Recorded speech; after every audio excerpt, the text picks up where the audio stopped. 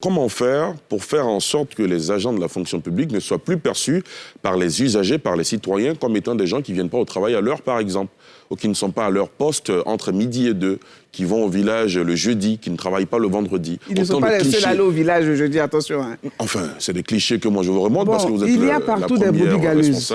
Quelqu'un l'a dit. Et on le répète, est-ce que vous avez des réformes pour changer ces habitudes? On va changer ces habitudes. Comment vous y arriverez? Elles sont en train de changer. D'abord, il faut entrer dans la vision du président. C'est le préalable. Et avec nos collaborateurs, nous sommes d'accord pour dire, avec tous les agents du ministère, nous sommes d'accord pour dire que ce n'est pas acceptable que les fonctionnaires de Côte d'Ivoire soient taxés de paresseux, soient taxés de personnes qui ne viennent pas au travail, soient taxés de corrompus.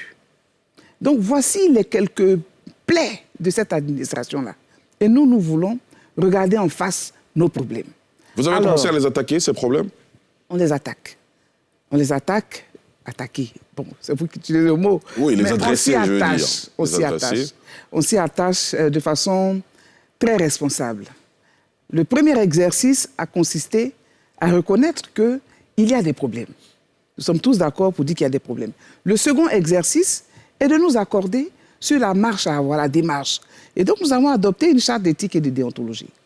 Comme pour revenir à nos fondamentaux, pour dire que la fonction publique, l'exercice, donc, des métiers dans la fonction publique a ses règles.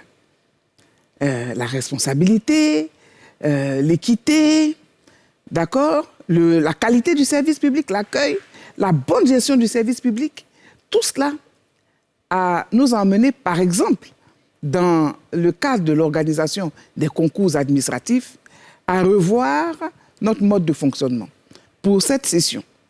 Mais il n'en demeure pas moins que nous estimons qu'à la fin de cette session, dès janvier 2022, nous nous asserrons avec tous les acteurs en charge de l'organisation des concours pour l'amélioration totale de notre système d'organisation des concours administratifs, mais surtout de notre mode de recrutement des fonctionnaires et agents de l'État.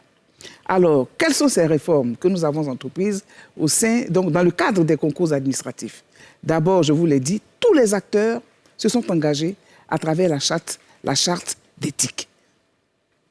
Tous les acteurs. La deuxième innovation, c'est que nous avons estimé qu'il nous fallait bâtir un triptyque qui nous permettrait de nous réconcilier un peu avec l'opinion. À tort ou à raison, beaucoup d'accusations ont été portées donc, sur la transparence, l'équité dans les services, dans l'organisation des concours. Donc, cette année, nous avons donc un triptyque, transparence, célérité, équité. Alors,